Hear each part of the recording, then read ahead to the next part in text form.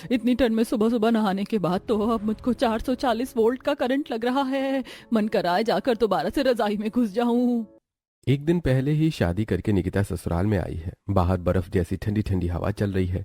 तभी गीता दरवाजा खटखटाती है। देवरानी जी तैयार हो गई तो जल्दी से रसोई में आ जाइए, सब लोग चाय के लिए बैठे हैं। गीता के कहने पर निकिता कमरे से बाहर आती है, जहां हॉल में रिश्तेदार मेहमानों की भीड़ जुटी हुई है। कोई कंबल लपेट कर बैठा है, कोई रजाइयों में घुसा पड़ा है, तो कोई गर्म शॉल में दिख रहे हैं। तभी राजवती ने कहा, अरे बहू, जा जल्दी से सबके लिए बढ़िया मसालेदार चटपटी चाय बना कर लिया। इतनी बढ़िया ठंड के मौसम में तो मसालेदार चाय पीने का ही मजा है। मसालेदार तक तो ठीक था, लेकिन ये चाय चटपटी कब से होने लगी? नई बहू ने मुस्कुराते हुए मन में ऐसा कहा और चाय पानी बनाने के लिए रसोई में आ गई। ये ससुराल की रसोई तो बर्फ की सिल्ली जितनी ठंडी है। देवरानी जी पहले चूल्हे की पूजा कर लो, उसके बाद ही नाश्ता पानी बनाना शुरू करना। निकिता जल्दी से चूल्हे पर स्वास्तिक बनाकर पूजा करती है और चाय बनाने के लिए बर्तन के स्टैंड से फ्राई पैन उतारती है। इस फ्राई पैन में सबके लिए चाय बन जाएगी? अरे देवरानी जी, इसमें ढंग से चाय नहीं पक पाएगी। घर में सबके सब चाय पियेंगे। ऐसा करो, इस बड़े वाले पतीले में चाय बना लो। दूध का पैकेट फ्रिज में रखा हुआ है और अदरक भी पड़ी है। इतना कहकर गीता किचन से चली जाती है। निकिता फ्रिज में से ठंडे ठंडे दूध के पैकेट निकालती है, जिसमें ठोस बर्फ जम चुकी थी। दूध के पैकेट में भी बर्फ जमी पड़ी है। इतना बर्फीला दूध पलटने से तो मेरे तो हाथ का कचूमर बन गया। पतीले में दूध डालकर निकिता उसे उबाल आने तक पकाती है, जिसके बाद वो दूध में भरकर चीनी चाय पत्ती डालकर अदरक कूटने लगती है। वैसे ऐसी सर्दी में तो अदरक वाली चाय पीने में बढ़िया स्वाद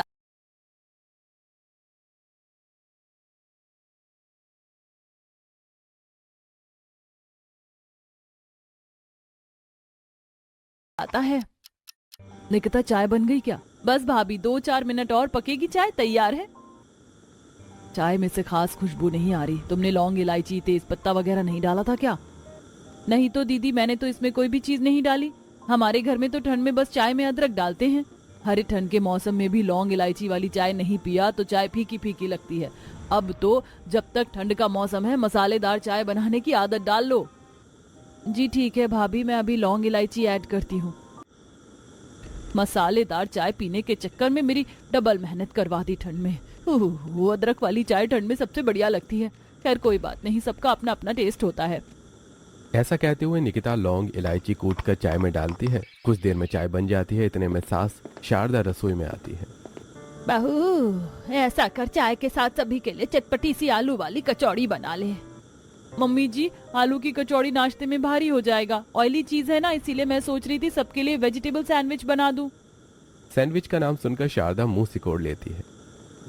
ऐसे ठंड के मौसम में सादे सैंडविच थोड़ी जचते हैं। ठंड में तो चटपटा नाश्ता ही चाहिए होता है। चल अब तू फटाफट से कचौड़ी बना ले, और आलू की कचौड़ी में हरी मिर्च जरा ज्यादा काट कर डालना। हमारे परिवार में मिर्च मसाले सब लोग तेज खाना ही पसंद करते हैं।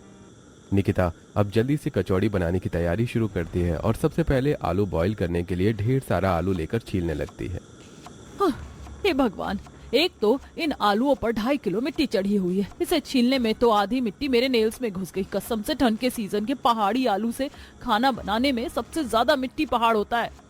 बड़बड़ाते हुए निकिता मिट्टी लगे आलू के छिलके हटाकर अब उन्हें धुलाई करने के लिए जैसे ही टोंटी खोलती है तो उसके अंदर से काफी ज्यादा ठंडा ठंडा पानी निकलता है। ठंड से उसके दांत किटकिटाने लगते हैं।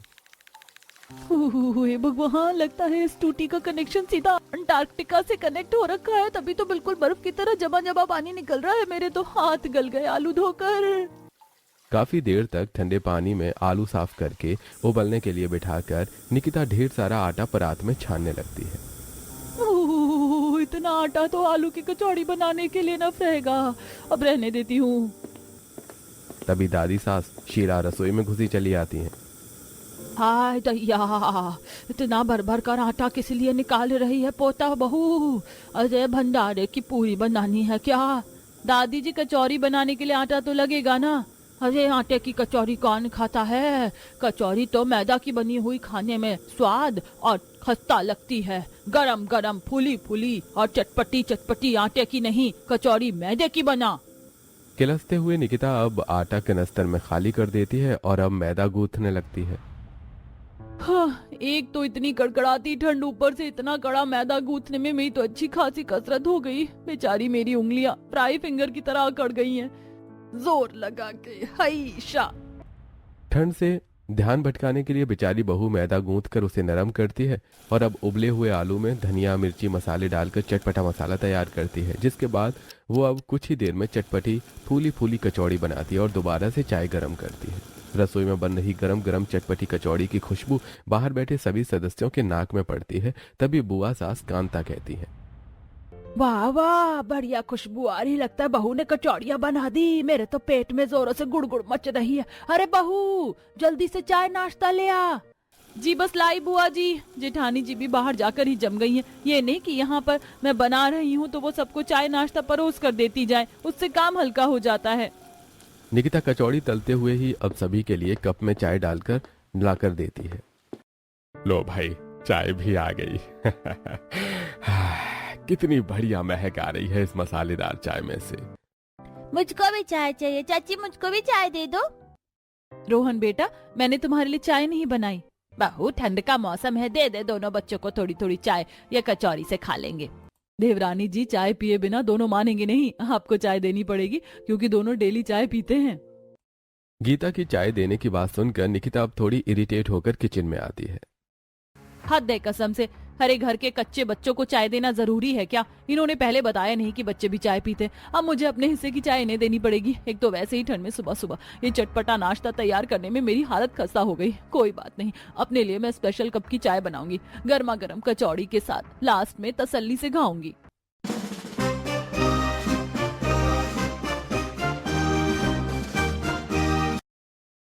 ऐसा कहते हुए निकिता ने खुद को दिलासा दिया और अपने हिस्से की चाय दोनों बच्चों को दे आती है।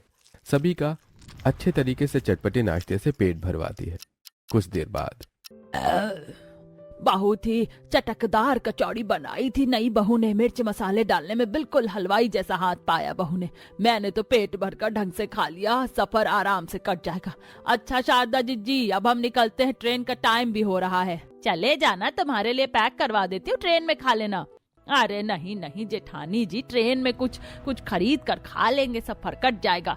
हाँ, मगर ट्रेन का खाना घर के खाने जितनी बराबरी थोड़ी करता है। नई बहू अभी जो कचौरी बची हो वो तेरी चचिया और बुआ सास को दे दे। इस पर निकिता को गुस्सा तो बहुत आता है, लेकिन वो नॉर्मल होकर दिखाती है। जी बस 2 मिनट रुक जाइए चाची जी, मैं अभी पैक करके लाई। किचन में आकर निकिता चिड़चिड़ करते हुए कचौरी पैक करने लगती है। मैंने इतनी शौक से मेहनत लगाकर एक कचौड़ी बनाई, सोचा था सबको नाश्ता करवाकर लास्ट में गर्मा गर्म चाय की सिप लेते हुए कचौड़ी खाऊंगी। इस मम्मी जी की मेहमानदारी के चक्कर में मेरे अरमानों पर पानी फिर गया। लीजिए चाची जी। अच्छा तो फिर हम चलते हैं जेठानी जी। अच्छा भाभी, अच्छा भैया, चलती हूँ। ये लो बहू तुम्हारी पहली रसोई का नेक। थैंक यू सो मच बुआ जी। चलो कुछ तो पैसा वसूल हुआ सबको खिलाने का। जाओ नितिन वैभव, अपने चाचा चाची बुआ फूफा को स्टेशन तक छोड़ाओ। जी पापा। हाय बेचारा मेरा पेट लाउड वॉल्यूम पर खाने को मांग रहा है। एक तो कल शादी में अच्छी तरीके से पेट भरकर खाना नहीं खा पाई थी और आज तो ससुराल की रसोई में मेरे साथ सीन हो गया, कुछ बचा ही नहीं। कोई नहीं, चाय बनाकर कुछ खा लेती हूँ। कांपते हुए रसोई में आकर बहू चाय बनाते हुए कुछ खाने को देखने लगती है, जहां दराज में नमकीन बिस्किट भरकर रखे थे। अभी के लिए इसी से काम चला लेती हूँ, फिर रसोई भी समेटनी है, पूरा काम फैला पड़ा है। चाय लेकर अब प्लेट में ढेर सारी नमकीन बिस्किट भरकर निकिता सीधा अब किचन से अपने कमरे में आकर रजाई की गर्माहट में बैठकर खाती है। हाँ, ऐसे ठंड के मौसम में तो रजाई में बैठकर नाश्ता करने की फीलिंग ही अलग है। कितनी टेस्टी चाय बनाई है मैंने। वैसे मसाले वाली चाय का जायका अच्छा है। कुछ देर में रसोई समेटकर बर्तन धोकर कमरे में आकर हीटर चालू करती है। कितना रिलैक्स मिल रहा है हीटर में। ओह। कुछ देर में हीटर चलने से कमरे में गर्माहट भर जाती है और निकिता सो जाती है। कुछ देर में कनिका आती है। निकिता भाभी जल्दी से उठ जाइए, 12 बज गए हैं, जाकर लंच बना दीजिए, सब लोग 1:30 बजे खाना खाएंगे। जस्ट ही तो थोड़ी सी नींद आई थी, ये नंद रानी कबाब में हड्डी बनने के लिए आ गई लंच बनाने का ऑर्डर लेकर। बेचारी निकिता रजाई से निकलकर जल्दी से रसोई में आती है और फ्रिज खोलकर सब्जी देखने लगती है। समझ में नहीं आ रहा किस चीज की सब्जी बनाऊं। वैसे सुबह नाश्ते में सभी ने तला भुना और मसाले वाला कचौड़ी खाया है, तो अभी सबके लिए ये हरी पत्तेदार प्याज में आलू डालकर प्लेन सब्जी और रोटी बना लेती हूँ, सही रहेगा।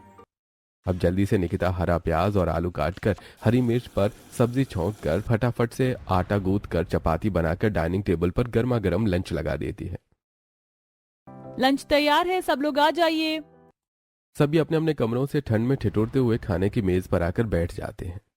क्या बात है, आज तो बाकी दिन के मुकाबले काफी जल्दी लंच डाइनिंग टेबल पर लगा दिया। क्या बनाया है? निकिता जैसी प्लेट में आलू प्याज की सब्जी डालती है तो शीला की शक्ल बन जाती है। हाय हाय पोता बहू, ये तूने एकदम फीकी सी सब्जी किस खुशी में बनाई है? ये सब्जी देखने में जरा भी चटपटी नहीं लग रही। सचमुच में ये सब्जी तो देखने में बिल्कुल उबली हुई सी लग रही है। इसके साथ बंदा रोटी कैसे खाएगा? वैभव भैया, पत्तेदार प्याज वाली आलू बगैर मसाले के खाने में अच्छा लगता है। एक बार आप चक्कर तो देखिए, आप सबके लिए बड़े शौक से बनाई है। बाहू, तेरे यहाँ ऐसी उबली सब्जी लोग शौक से खाते होंगे। हम लोग शुरू से चटपटा खाना ही खाते, खास करके सब्जी में बगैर मसाले डाले हमारे घर में नहीं बनती। समझ में आई बात? शारदा बिना मसाले की सब्जी के लिए निकिता को बहुत सुनाती है, जिससे उसकी आंखें नम हो जाती हैं। सॉरी मम्मी जी, मैंने सोचा सुबह सभी लोगों ने इतनी मिर्च वाली कचौड़ी खाई थी तो इसीलिए मैंने अभी सिंपल आलू प्याज की सब्जी बना दी। मुझे लगा आप सब लोग खा लेंगे। आप मुझे बता दीजिए, मैं कोई और सब्जी बना दूं? बहू, सब्जी तो बनानी ही पड़ेगी। इस सूखी सादी सब्जी से थोड़ी ना रोटी खा पाएंगे। एक काम कर, तू गट्टे की बढ़िया सी मसालेदार चटपटी दमदमी सब्जी बना लिया। साथ में थोड़ी हरी मिर्च डालकर धनिया की चटनी भी पीस लेना। जी ठीक है मम्मी जी। मम्मी जी, इस आलू प्याज वाली सब्जी का क्या करना है? ये तो कोई खाएगा नहीं। गीता बहू, ऐसा कर, ये जाकर हमारी पड़ोसन सुषमा को दे दे। गीता पूरी बाउल की सब्जी लेकर अपने सामने रहने वाली सुषमा के घर आती है, जो कि ठंड में सोफे पर बैठकर साग चुन रही थी। सुषमा आंटी, सब्जी बना ली क्या? अरे अभी तो साग चुन रही हूँ, साग बनाऊंगी। वो दरअसल मम्मी जी ने आलू प्याज की सब्जी भिजवाई है, आप इस्तेमाल कर लेना। वो निकिता ने एकदम फीकी सब्जी बनाकर रख दी और हम तो इतना फीका खाते नहीं। चलो कोई नहीं, मैं रोटी रोटी बना लूंगी। अभी तो काम इसी सब्जी से चल जाएगा, साग शाम को बनाऊंगी। सब्जी देकर गीता घर आती है। वहीं ठंड में निकिता गुस्से में गट्टे की सब्जी बनाती है। ये मम्मी जी को भी लंच में ही गट्टे की सब्जी खाने की चुल मची हुई है। अरे कितनी बढ़िया तो लगती है आलू और पत्तेदार प्याज की सब्जी, लेकिन मेरे ससुराल वालों की हालत कुत्ते को भी घी हजम ना होने वाली है। एक तो सर्दी, ऊपर से ठंड में चटपटी रसोई की सिरदर्दी। कुछ ही देर में वो बेसन के गट्टे बनाकर मसाला पीसने के लिए मिक्सर चलाने की कोशिश करती है। मिक्सर खराब होता है। ये मिक्सर तो खराब है, अब बगैर मिक्सर के मसाला कैसे पिसेगा? निकिता सीधा गीता के कमरे में आती है, जहां सभी बिस्तर में बैठे रजाई ओढ़ कर बैठे मूंगफली खा रहे होते हैं। हे भगवान, इन लोगों ने तो कमरे में कबाड़ मचा रखा है। खाए जाओ, गंदगी फैलाए जाओ। अरे बहू, सब्जी बन गई क्या? मम्मी जी अभी नहीं बनी, वो मैं पूछ रही थी। रसोई में मिक्सर खराब पड़ा हुआ है, मसाला कैसे पिसेगा? कनिका, जा जाकर अपनी भाभी को मसाला पीसने के लिए लेकर जा। मम्मी, इतनी देर के बाद जाकर तो मेरी जगह गर्म हुई। मैं यहाँ से नहीं जा रही, मुझे हाथ पैर सुन्न नहीं करवाने। कनिका को इस तरह से आलसखोरी करते देखकर निकिता को गुस्सा आता है। सारी ठंड तो इस महारानी को ही लग रही है, बैठे बैठे मूंगफली चरे जा रही है और यहाँ मुझे ठंड में दो बार सब्जी बनवाकर मेरी शामत लगवा रखी है। कोई बात नहीं, तो मेरे साथ चलो, मैं बताती हूँ मसाला कहाँ पर पीसना है। अब गीता निकिता को खुली रसोई में लेकर आती है, जहां मिट्टी का चूल्हा बना हुआ था और सिलबट्टा भी लगा था। ओस की मोटी मोटी बूंद गिर रही थी और बर्फ की तरह ठंडी हवा चल रही थी। जेठानी जी, यहाँ तो काफी ज्यादा ठंडक है। क्या मुझे यहाँ बैठकर मसाला पीसना पड़ेगा? हाँ, क्योंकि सभी लोग सिलबट्टे पर पिसे मसाले की सब्जी ही खाते हैं। इससे बढ़िया सब्जी चटपटी स्वाद की उतरती है और कभी कभी ठंड में चूल्हे की रोटियां बनती हैं। निकिता ठंड में सिलबट्टे पर चटनी और मसाला पीसती है। मोटी मोटी हरी मिर्च पीसने की वजह से उसके हाथ जलने लगते हैं। हाय, इतना सारा भर भर कर मसाला पीस कर तो मेरे हाथों का कोरमा ही बन गया। ऊपर से यहाँ कितनी ठंड लग रही है। थर थर कांपते हुए निकिता मसाला लेकर किचन में आती है और गट्टे की चटपटी सब्जी बनाती है। रसोई में चटपटी सब्जी की खुशबू पूरे मोहल्ले में महक जाती है। वैसे जो भी कहो, सिलबट्टे पर पिसे हुए मसाले में से कितनी बढ़िया सब्जी का टेक्सचर आया है। थोड़ी देर में बहू सबको खाना लगाती है। सब्जी इतनी चटपटी बनी होती है कि सभी उंगलियां चाट चाट कर खाते हैं। अब डाला है ना सब्जी में असली दम। कितनी बढ़िया चटपटी सब्जी बनाई है, बिल्कुल मीट की तरह सब्जी बनाई है, एकदम तीखी। सचमुच सब्जी बहुत ही बढ़िया बनी है। सबसे ज्यादा तो सब्जी की ग्रेवी खाने में मजा आ रहा है, एकदम तीखी तीखी स्पाइसी। वैसे आज तो सब्जी के साथ साथ चटनी भी चटपटी बनी है। मैंने तो चटनी से ही भरपेट रोटी खा ली। सबके खाने के बाद निकिता अपना खाना निकाल कर कमरे में लेकर जाती है। मैं भी तो खाकर देखूं अपने हाथ की चटपटी सब्जी। जैसी निकिता सब्जी के साथ एक बाइट रोटी खाती है तो उसके कानों से मिर्च के मारे धुआं निकल जाता है। हे भगवान, ये सब्जी है या जहर? चटपटी सब्जी के नाम पर मेरे ससुराल वाले भर भर कर मिर्ची वाली सब्जी खाते हैं। मुझे तो ऐसा लग रहा है जैसे कि मैंने ठंड के मौसम में शादी करके गलती कर दी। किसी तरह पानी पी पी कर बेचारी खाना खाती है, लेकिन रात तक बेचारी बहू का पेट खराब हो जाता है और वो ठंड में बार बार बाथरूम के चक्कर काटती है। आज तो ऐसा लग रहा है ठंड में गुसल खाने में ही बिस्तर करना पड़ेगा। कहाँ मैंने सब्जी खा ली। गीले हाथ पैर लेकर निकिता रजाई में बैठती है, तभी ठंडे पैर नितिन को लगते हैं। अरे निकिता यार, तुम्हारे पैर बिल्कुल बर्फ की तरह ठंडे हैं, प्लीज दूर करो अपने पैर। इतना कहकर नितिन रजाई मुंह तक ओढ़कर सो जाता है। वहीं निकिता रात भर बाथरूम के चक्कर काटते हुए सर्दी जुकाम हो जाता है। अगली सुबह सुबह सुड़ सुड़ करते हुए ठंडे पानी में बर्तन धोती है। सारा खाया पिया तो रात को ही निकल गया। ऐसा करती हूँ बर्तन धोकर धुली मूंग दाल की खिचड़ी बना लूंगी। इतने में गीता और शारदा ढेर सारा चाप खरीद कर लेकर आती हैं। बाहर बड़ी सर्दी पड़ रही है, पूरा सर ओस से गीला हो गया। मम्मी जी, अभी दिसंबर चल रहा है, दिसंबर में तो ठंड ज्यादा ही पड़ती है। देवरानी जी, आज खाने में चाप की सब्जी तड़का दाल बनाना है और कल खाने में मसाले हल्के थे तो आज ज्यादा डालना। और हाँ, साथ में बढ़िया सा बूंदी का रायता भी बना लेना और उसमें जीरा अजवाइन का बुरादा भी डालना। लगता है जेठानी जी के भेजे का स्क्रू ढीला हो गया। अरे बाहर इतनी कड़कड़ाती ठंड हो रखी है और इनको रायता खाना है। मेरा बस चले तो इनके मुंह में मिर्ची लगाकर बर्फ के टुकड़े डाल दूं। बर्तन धोने के बाद निकिता चाप की सब्जी तड़का दाल बनाने की तैयारी करती है। इतना मसाला तड़का दाल के लिए सही रहेगा और ये मसाला चाप की सब्जी के लिए, इससे ज्यादा नहीं डालूंगी। तभी शीला ठिठुरते हुए बावर्ची खाने में आ जाती है। ये दादी माँ जब देखो खाना बनाते टाइम ही रसोई में क्यों टपक जाती हैं? बहू, अरे बहू दिखा जरा कितना मसाला लिया है तूने सब्जी में डालने को।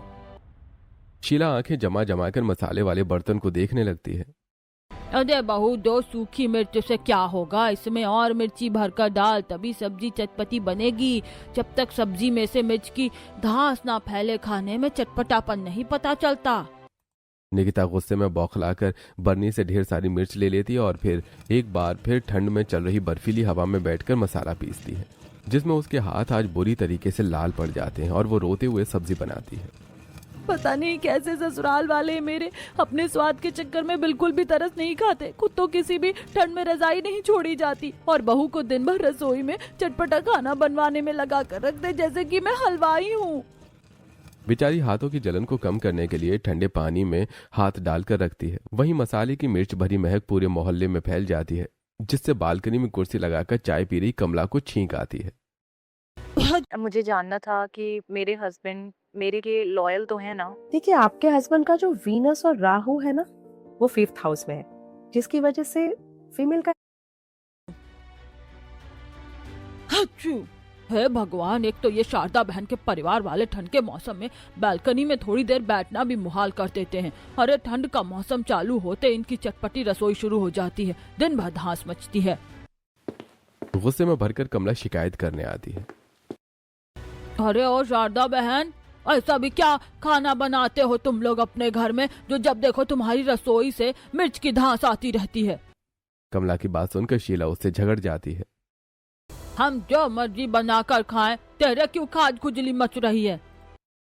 अरे ओ ज्यादा मत बोलो। अरे मोहल्ले में तुम्हारा ही घर अनोखा नहीं है कि घर में खाना बनता है। अरे हमारी भी रसोई में खाना पकता है लेकिन किसी को पता भी नहीं चलता। तुम लोगों ने नाक में दम करके रख दिया है। आंटी जी, आप गुस्सा मत कीजिए, अब से आपको हमारे रसोई में मिर्ची की महक नहीं आएगी। इतना बोलकर गीता रसोई में जाकर रसोई की खुली हुई खिड़की को बंद कर देती है। देवरानी जी, जब तक ठंड का मौसम खत्म नहीं होता खिड़की को मत खोलना। भाभी, ऐसे तो रसोई में काफी ज्यादा मिर्च की धांस भर जाएगी। हमारी रसोई में चटपटा खाना ही बनता है। भाभी, अब कुछ टाइम के लिए एडजस्ट नहीं कर सकती क्या? कनिका, एक दिन मेरे बदले तुम खाना बनाकर देख लो। ठंड में बाहर से मार्केट करके आना और रसोई भी मैनेज करना जब एक दिन खुद करोगी तब पता चलेगा। अरे बहू, इसमें किस बात का इतना एहसान दिखा रही है? अरे बहू का फर्ज होता है ससुराल वालों की फरमाइश के अनुसार खाना बनाकर खिलाना, और हमें चटपटा खाना पसंद है तो हम वही खाएंगे। अब एक आदमी के लिए 10 जनों के मुंह का स्वाद तो नहीं बदला जा सकता। ऐसे ही वक्त गुजरता है। रात निकिता को रसोई में ठंड में खाना बनाते देखकर नितिन को अब अच्छा नहीं लगता। लगातार चटपटा खाना बनाने में हर बार निकिता को भर भर कर मसाले पीसना पड़ता, जिसके चलते उसके हाथों से फंगस हो जाता है।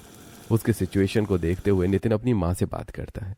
मम्मी, ये क्या मतलब है? निकिता जब से शादी करके आई है वही रसोई में अकेले खाना बनाती रहती है। अरे भाभी को उसकी थोड़ी बहुत हेल्प तो करवा देनी चाहिए ना। इतने में गीता आग में घी डालते हुए कहती है, देख लीजिए मम्मी जी, देवरानी जी को 4 दिन खाना बनाते खिलाते क्या हुए, देवर जी को दिखने लगा। और मैं इतने सालों से ठंड के मौसम में सभी को उनकी फरमाइश और मनपसंद का खाना बनाकर खिलाते आ रही हूँ, तो मेरे टाइम में किसी को नहीं दिखा। भाभी मैंने मना थोड़ी किया है कि आपने हम सभी को बनाकर नहीं खिलाया, लेकिन पर आप उसकी थोड़ी बहुत तो हेल्प कर सकते हो ना, जैसे कि आटा गूंथना और सब्जी काटना हो गया। क्यों, उसको क्या एक सब्जी काटने और आटा गूंथने में जोर आ रहा है? अरे जब मैं शादी करके आई थी तो 20-20 जनों का खाना अकेले बनाकर परोस कर खिलाया है, वो भी चूल्हे पर। तेरी बीवी को तो फिर भी गैस पर बनाने का आराम है। नितिन इसके बाद कोई बात नहीं करता और ऑफिस चला जाता है। ऐसे ही 2-4 दिन गुजर जाते हैं। फिर एक दिन, माँ, आज मेरे बॉस ने मुझे और निकिता को डिनर पर इनवाइट किया है, तो निकिता तुम तैयार हो जाना। मगर भैया, अगर भाभी आपके साथ डिनर पर चले जाएंगे तो फिर रसोई कौन संभालेगा? ये तो जैसे मेरी खुशी के बीच में टांग अड़ाए बिना रह नहीं सकती है। नितिन जी, आप चले जाइएगा, वैसे भी मेरा खास मन नहीं है जाने का। निकिता तुम मेरे साथ डिनर पर चल रही हो, और रही बात एक दिन खाना न बनाने की, तो आज का खाना भाभी बना देंगी। इसी के साथ बात खत्म हो जाती है। कुछ ही देर में निकिता तैयार होकर नितिन के साथ घर से बाहर निकलती है, जहां वो उसको एक ढाबे पर लेकर आता है, जहां ठंड का स्पेशल खाना बिक रहा था, जैसे कि सरसों का साग, मक्के की रोटी। नितिन जी, आपने तो कहा था कि आपको बॉस के यहाँ डिनर पर जाना है, आप मुझे कहाँ लेकर आए हैं? निकिता, मैं जानता हूँ तुम अभी तक मेरी फैमिली में एडजस्ट नहीं हो पाई हो, क्योंकि हम लोग चटपटा खाना खाते हैं और इसीलिए तुम कभी भी अच्छे से खाना नहीं खाती। इसलिए मैं तुम्हें डिनर करवाने के लिए यहाँ लेकर आया हूँ, तुम अच्छी तरीके से खाना खा लो। उस दिन निकिता पेट भरकर सिंपल खाना खाती है। उसके चेहरे पर खुशी की झलक दिख रही थी। ऐसे ही समय गुजरता है, पर ठंड में ससुराल की चटपटी रसोई की दिनचर्या अभी भी बहू को पूरी करनी पड़ती। धीरे धीरे निकिता के हाथों का फंगस इतना ज्यादा बढ़ जाता है कि वो एक दिन बगैर मसाले की सिंपल सब्जी बनाती है, जिसे देखकर सब नुक्स निकालते हैं। अरे बहू, तूने किस किस्म की सब्जी बनाई है? बिल्कुल भी टेस्टी नहीं, खाली तेल डाल दिया है। सच में आज का खाना तो किसी कर्म का नहीं बना है। किसी भी सब्जी में नाम मात्र के मसाले भी नहीं, केवल नमक हल्दी में उबाल कर लाई है। दादी जी, मुझसे मसाला नहीं पीसा जा रहा है, मेरे हाथों में बहुत जलन हो रहा है। रहने दीजिए भाभी, ये तो बस आपके खाना बनाने से बचने के बहाने हैं। फीकी सब्जी बनी होने के चलते सभी एक बार फिर निकिता पर मुस्कुराने लगते हैं, जिस पर नितिन गुस्से से हाइपर हो जाता है। अरे बस कीजिए आप सभी लोग। अरे एक दिन अगर निकिता ने नॉर्मल सब्जी बना दी तो उसे खाने में आप सबकी शक्ल बन रही है, और वो बेचारी रोज अपने हाथों के छाले में मसाले पीसती है। आप लोगों को तो बस चटपटा खाना खाने को चाहिए, चाहे वो जैसे मर्जी बना कर दे। हाँ, नितिन अब डॉक्टर को फोन करके घर बुलाता है, जो कि निकिता के हाथों की हालत देखकर कहता है, देखिए, जरूरत से ज्यादा मसाला पीसने और पानी वाले काम की वजह से इनके हाथों में फंगस हो गया है। इस वक्त इनके हाथों का खाना खाना आप सभी के लिए भी अनहाइजीनिक होगा, तो हो सके तो इन्हें कुछ वक्त के लिए रसोई के कामकाज से बिल्कुल दूर रखिए। निकिता के हाथों की इतनी खराब हालत देखकर गीता, शारदा, कनिका तीनों काफी ज्यादा अफसोस खाती हैं और अब उसे प्रॉपर आराम करवाती हैं। तीनों मिलजुल कर रसोई के काम देखती हैं, जैसे कि कनिका बाजार से सब्जी लेकर आती है, शारदा सब्जी कटवाती है और गीता सबके लिए खाना बनाती है। 1-2 हफ्ते में निकिता का हाथ फिर से ठीक हो जाता है और ठंड में सुबह सुबह उठकर वो जब रसोई में आती है तभी पीछे से उसकी सास और जेठानी भी आ जाती है। मम्मी जी, भाभी, अब मैं ठीक हो गई हूँ, आप दोनों को खाना बनाने की जरूरत नहीं है, मैं कर लूंगी। नहीं बहू, यदि हमने शुरू से तेरा हाथ बटाया होता तो तेरे हाथों की हालत इतनी खराब नहीं होती, और वैसे भी मिलजुल कर काम करने से जल्दी हो जाता है और मन भी लगता है। चल मुझे सब्जी दे दे, मैं सब्जी काट देती हूँ। और मैं आटा गूंथ देती हूँ, तब तुम बना लेना। अपनी सास और जेठानी को रसोई में मदद करवाते देखकर निकिता को काफी ज्यादा अच्छा लगता है। वहीं ठंड में चटपटी रसोई में वो सिंपल खाना भी ऐड करते हैं, जिसे निकिता भी पेट भरकर खाना खा पाती है।